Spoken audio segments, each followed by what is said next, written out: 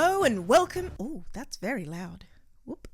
Hello and welcome to the New World Review. I'm Grand Line Waifu, and it's time for a game of who swing swang swung hardest for Gone Gone Gone. If this is your favorite show, please like, subscribe, and swing on into the comments to give us your thoughts on the outcome of this hard-hitting swinging mess that is Hunter x Hunter, and we'll come back to this next time. On the one side, we have newcomer, hair loser, Killua basher BISKY. Don't she look cute? But don't let that cutesy red-eyed demon look fool ya. Behind that adorable bakery sweet look is the 57-year-old heart of a gem hoarder.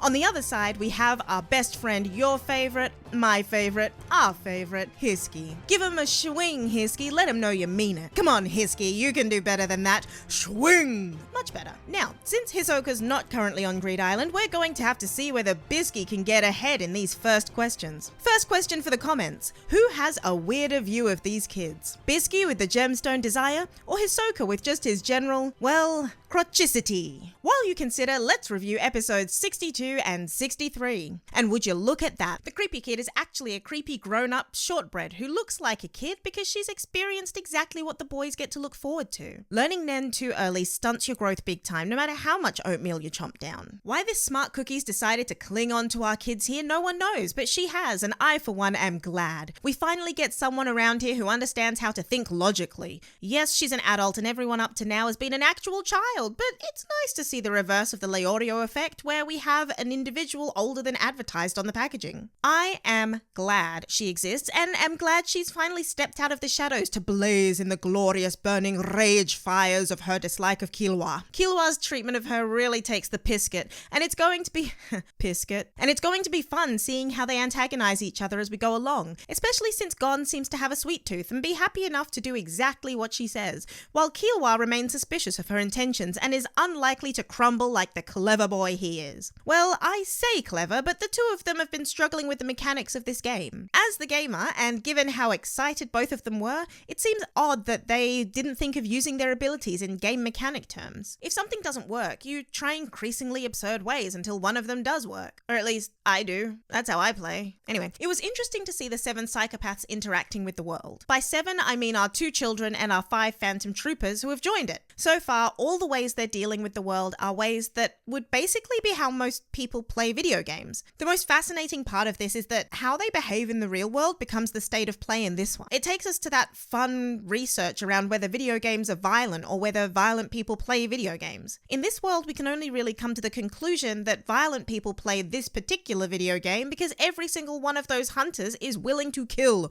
or maim to get what they want. More, the Phantom Troop and Gon and Killua are having a ball because this is exactly what they want, to have the freedom to do whatever they want whenever they want to. To the Phantom Troop members, this actually changes nothing at all. Nothing at all. Nothing at all. Nothing at all. Nothing at all. Anyway, they learned new information about the world, but it doesn't change how they interact with it. Gon and Killua strongly believe they're in a game, so they're actively treating it like one. The problem with what Tall, big-eyed and technical said about Greed Island is that it's based or located in a real place. That means a lot of things, one of which is that maybe Gon's dad is or was nearby. Maybe, probably not, but at least he'd have an eye on his son at that point. The other factoid to come out of that, though, is the idea that each of the non-player characters in this game are actually real people. Watch the scene where Gon and Killua are trying to figure out what they'll get as a result of helping, and watch them asking if the illness is contagious. Watch that scene as if the people they're trying to help are actually real people hearing everything they say and listening with a small child dying in a bed. It changes everything about that scene. In this case, I'm not blaming Gon and Killua. Of course they couldn't have known these thoughts, but it really opens your eyes to the way people treat characters in games versus how they treat them in real life. That said, we can even look at that. Gon and Killua wouldn't have even engaged with them at all if Killua hadn't thought of game mechanics and questioned whether they would get things they needed. Information or items. The mechanics of the game are specifically, in this case, encouraging them to do humanitarian work while specifically engaging their lack of humanity to do it.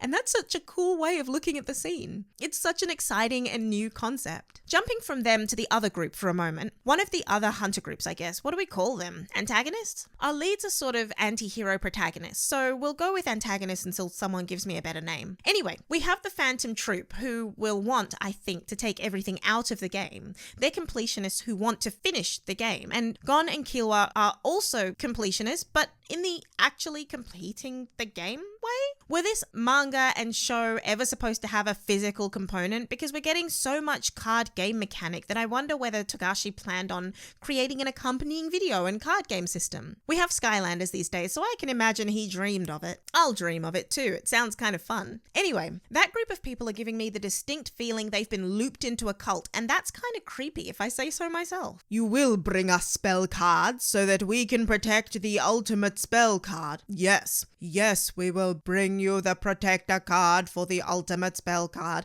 Know what I mean? Weird vibes coming off that group. Anyway, let's move on to episode 63 and see what our mini femme Hisoka has in store for these two. Episode 63. Creepy Kid doesn't want to connect with her pastry-based name because that's apparently too formal. Bisky it is. This episode sort of left me confused. There was some intense posturing and level setting this episode, so let me first say that I love the interactions between Killua and Biscuit. Sorry everyone, I am in fact more formal. That out of the way, I found it fairly strange that Biscuit is Wing's trainer. Cute little Wing? Isn't the world a fun place? We all know each other. Great. Anyway, Bisky's way of training the boys is by catching a serial killer and telling them that they have to kill each other. It's a very strange, you're in a pit, good luck situation, but I guess it's also the first time Gon's had someone cut and dry enough to tell him exactly what's happening and what the boundaries are. He's been setting his own boundaries the whole time he's been traveling, and while it's been interesting, the thing I remember most from Wing is Wing putting the requirement on him not to use his nen. Beyond that, I don't think anyone has put boundaries on this kid beyond Mito. There's something about his willingness to follow that I find incredibly endearing, but also somewhat frightening. While he can make decisions for himself and has his own moral code, his first instinct is to follow. However, Killua's first instinct is to lead. Both are happy to shift that stance depending on the situation, but they have their inclinations. The fun thing about this is that while Killua likes to lead and someone else comes in to break him or slow him enough to see why it makes sense that he'd listen, Bisky doesn't bother to tell him why. She explains it to Gon, and when Gon makes a decision, she knows they will both stay. That sounds counterintuitive to what I just said, but think of Gon and Killua as twins.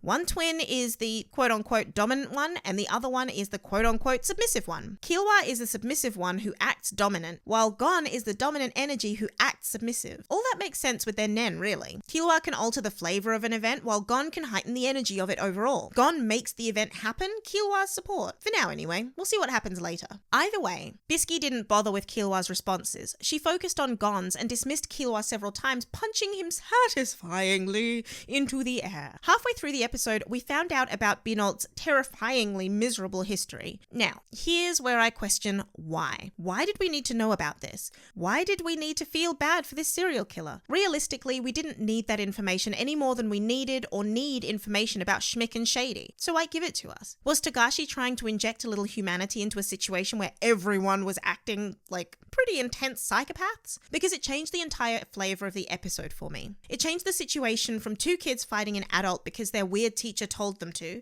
two kids forcing a traumatized third party to fight. It's really strange and discomforting because I didn't want to feel bad for Binolt. I wanted to be able to watch Killua and Gon learn how to fight rather than mining the poor guy for strength and power, essentially camping his abilities by waiting for him to recover. In truth, it wasn't a very enjoyable episode for that reason. I felt that my empathy was being manipulated, and while that was sort of okay for what's-his-name who loved Neon's maid, I did not enjoy my empathy being harnessed purely to make a serial killer look good after trying to kill small children, or what he thought were small children. Either way, it's weird. It's a weird experience to have, and I'm still not sure how I feel about it. It's great, I'm sure, that Togashi could do that he had the ability to take our emotions and pull them around like that, but I felt cheated, as though he'd stolen what could have been a victorious experience away from me. I suppose it comes back to the content of the last episode and game mechanics, except applied to us, the audience. Where Gon and Killua responded to mechanics in the previous episode as though they weren't real people, because as far as they know, they're not. We, or I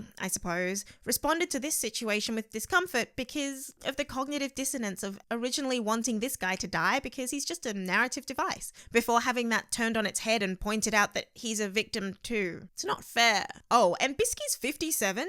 No. But she said she took the Hunter exam 40 years ago. Couldn't have been exactly 40 years ago because that is not my friend, that is not the body of a 17-year-old. I'm just saying. I don't care how much hair is eaten. That ain't it. I can do basic math. And BISKY, I was actually right. Huzzah. She's the creepy femme version of Hisoka. I don't know how okay I am with her. It's great that she understands what she wants and she can train them, but the idea that she sees their potential as precious stones to be honed? Is she going to swing like Hisoka? How does her swing present? Is her hair going to suddenly sproing back into existence? As they hone into diamonds and sapphires and she daydreams about them, will they become everything she ever wanted? She knows who Jing. She knows who Jing is. And he's famous. Is he younger or older than she is? One of the top 5 Nen users, huh? With Gon's bottomless potential? Does that mean he could overtake Jing to be the top 5 Nen user all by himself? All the top 5 Nen users. It's really hard to say top 5 Nen users. Haha. Honestly, what few brain cells Gon had before were very visible on his head while he fell asleep over and over, which was actually kind of hilarious. So I don't know if he is smart enough anymore, but hey, who needs to be intelligent to use Nen? They learned a new ability, and that's the important part, right? At least that's what Gon thinks. I have more thoughts on the matter, but now is not the time for them because that's it from me. If you think there should be a crossover swing between BISKY and HISKY, hit the like button, then hit the subscribe button, then check out this video, maybe this one, and relax while watching this one, and I'll see you next time.